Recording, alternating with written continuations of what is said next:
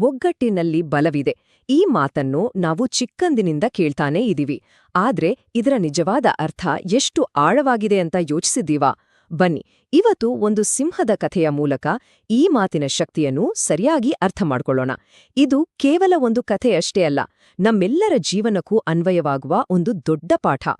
ಈ ಒಂದೇ ಒಂದು ಐಡಿಯಾ ಇದೆಯಲ್ವಾ, ಇದೇ ನಮ್ಮ ಇವತ್ತಿನ ಕಥೆಯ ಸೆಂಟರ್ ಪಾಯಿಂಟ್. ತನ್ನ ಶಕ್ತಿಯ ಬಗ್ಗೆ ವಿಪರೀತ ಅಹಂಕಾರ ಇಟ್ಟುಕೊಂಡಿದ್ದ ಒಬ್ಬ ರಾಜನ ಕಥೆಯ ಮೂಲಕ ಈ ವಾಕ್ಯದ ನಿಜವಾದ ಶಕ್ತಿ ಏನು ಅಂತ ನಾವು ನೋಡೋಣ.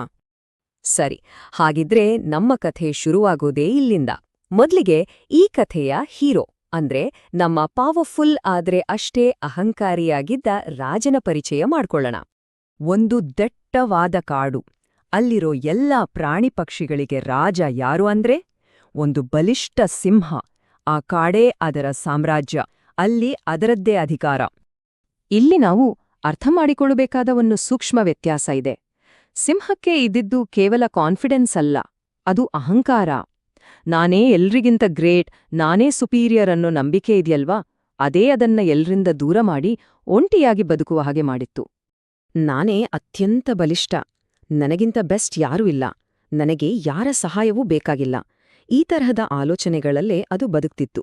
ಆದರೆ ಅದಕ್ಕೆ ಗೊತ್ತಿರ್ಲಿಲ್ಲ, ಈ ಅಹಂಕಾರವೇ ಅದನ್ನ ನಿಧಾನವಾಗಿ ದುರ್ಬಲ ಮಾಡ್ತಿದೆ ಅಂತ. ಹೇಗೆ ಅಂತ ಮುಂದೆ ನೋಡೋಣ. ಆದ್ರೆ ಕಥೆ ಯಾವಾಗ್ಲೂ ಒಂದೇ ರೀತಿ ಇರಲ್ಲ ಅಲ್ಲ. ಅತಿಯಾದ ಆತ್ಮವಿಶ್ವಾಸ ಯಾವಾಗ್ಲೂ ಅಪಾಯಕ್ಕೆ ದಾರಿ ಮಾಡುತ್ತೆ. ಇದ್ದಕ್ಕಿದ್ದಂತೆ ಆ ರಾಜನ ಪ್ರಪಂಚವೇ ತಲೆ ಕೆಳಗಾಗುವ ಸಮಯ ಬಂತು. ಒಂದು ದಿನ ಅದೇ ಜಂಬ, ಅದೇ ಗತ್ತಿನಿಂದ ಕಾಡಲಿ ನಡ್ಕೊಂಡ್ ಹೋಗ್ತಿತ್ತು ಆ ಸಿಂಹ. ಆದ್ರೆ ಅದಕ್ಕೆ ಗೊತ್ತಿಲ್ದ ಹಾಗೆ ಅದು ನೇರವಾಗಿ ಬೇಟೆಗಾರರು ಒಡ್ಡಿದ್ದ ಬಲೆಗೆ ಕಾಲಿಟ್ಟು ಬಿಡ್ತು. ಅದರ ಹೆಮ್ಮೆಯೇ ಅದನ್ನು ದೊಡ್ಡ ಸಂಕಷ್ಟಕ್ಕೆ ತಳ್ಳಿತು. ಆ ಕ್ಷಣದಲ್ಲಿ ಆ ಸಿಂಹಕ್ಕೆ ಒಂದು ಕಠೋರ ಸತ್ಯ ಅರ್ಥವಾಯಿತು. ಅದರ ಅತಿದೊಡ್ಡ ಬಲ ಅಂತ ಅದು ಏನನ್ಕೊಂಡಿತ್ತೋ ಅದೇ ಅದರ ಕೈ ಬಿಟ್ಟೋಯ್ತು. ಅದರ ಸ್ವಂತ ಶಕ್ತಿ ಆ ಬಲೆ ಮುಂದೆ ಏನೂ ಅಲ್ಲ ಅಂತ ಗೊತ್ತಾಯ್ತು. ಎಷ್ಟೇ ಪ್ರಯತ್ನಪಟ್ರೂ ಅದರಿಂದ ಹೊರಬರಲು ಆಗ್ಲೇ ಇಲ್ಲ. ಇದೇ ಅಲ್ವಾ ನಾವೆಲ್ಲರೂ ಯೋಚಿಸ್ಬೇಕಾದ್ದು.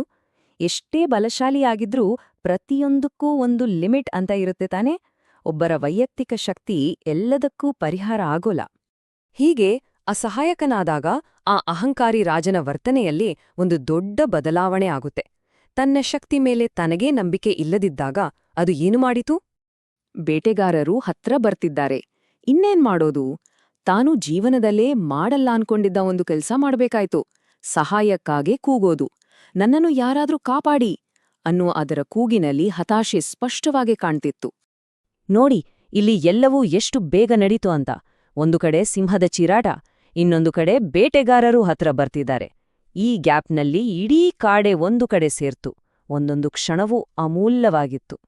ಮತ್ತು ಇಲ್ಲಿಂದ ಕತೆ ಒಂದು ಅದ್ಭುತ ತಿರುವು ಪಡೆದುಕೊಳ್ಳುತ್ತೆ. ಒಬ್ಬನ ಅಹಂಕಾರ ಸೋತ ಕಡೆ ಒಂದು ಸಮೂಹದ ಶಕ್ತಿ ಹೇಗೆ ಗೆಲ್ಲುತ್ತೆ ಅಂತ ನೋಡೋಣ ಬನ್ನಿ. ಸಿಂಹದ ಕೂಗು ಕೇಳಿದ ತಕ್ಷಣ ಅದು ದೂರ ಇಟ್ಟಿದ್ದ ಅದೇ ಪ್ರಾಣಿಗಳು ಒಂದು ಕ್ಷಣವೂ ಯೋಚನೆ ಮಾಡ್ಲಿಲ್ಲ. ಎಲ್ಲವೂ ಒಟ್ಟಾಗಿ ಅದರ ಸಹಾಯಕ್ಕೆ ಓಡಿ ಬಂದವು. ತಮ್ಮ ರಾಜನನ್ನು ಉಳಿಸಿಕೊಳ್ಳಲು ಎಲ್ಲರೂ ಸೇರಿ ಬೇಟೆಗಾರರ ಮೇಲೆ ದಾಳಿ ಮಾಡಿದ್ದವು. ಬೇಟೆಗಾರರು ಅಂದುಕೊಂಡಿದ್ದು ಒಂದೇ ಸಿಂಹ ಅಂತ. ಆದರೆ ಅವರ ಕಣ್ಣು ಮುಂದೆ ಇದ್ದಿದ್ದು ಇಡೀ ಕಾಡಿನ ಸೈನ್ಯ. ಆನೆ, ಹುಲಿ, ಪಕ್ಷಿಗಳು ಎಲ್ಲವನ್ನೂ ಒಟ್ಟಿಗೆ ನೋಡಿ ಅವರಿಗೆ ಎದೆ ನಡಗಿ ಹೋಯಿತು. ಹೆದರಿಕೊಂಡು ಪ್ರಾಣ ಉಳಿದರೆ ಸಾಕು ಅಂತ ಓಡಿ ಹೋದ್ರು. ನೋಡಿ, ಎಷ್ಟು ಸಿಂಪಲ್ ಆಗಿದೆ ಈ ಲೆಕ್ಕ. ಒಬ್ಬ ಸಿಂಹ ಇದ್ದಾಗ ಫೇಲ್ಯೂರ್, ಎಲ್ಲಾ ಪ್ರಾಣಿಗಳೂ ಒಂದಾದಾಗ ಸಕ್ಸೆಸ್. ಇದೇ ಅಲ್ವಾ ಒಗ್ಗಟ್ಟಿನ ಶಕ್ತಿ ಅಂದ್ರ? ಸರಿ, ಅಪಾಯಂತೂ ಹೋಯ್ತು, ಸಿಂಹ ಬದುಕೊಳ್ತು. ಆದ್ರೆ ನಿಜವಾದ ಬದಲಾವಣೆಯಾಗಿದ್ದು ಈಗ. ಆ ರಾಜ ಕಲಿತ ಪಾಠವಾದ್ರೂ ಏನು? ಬಲೆಯಿಂದ ಹೊರಬಂದ ತಕ್ಷಣ ಆ ಸಿಂಹದಲ್ಲಿ ಮೊದಿನ ಗತ್ತು ಇರ್ಲಿಲ್ಲ. ತುಂಬಾನೇ ವಿನಮ್ರವಾಗಿ ಎಲ್ಲರಿಗೂ ಥ್ಯಾಂಕ್ಸ್ ಹೇಳಿತು. ಅದರ ಹೆಮ್ಮೆ ಪೂರ್ತಿ ಮುರಿದು ಹೋಗಿತ್ತು.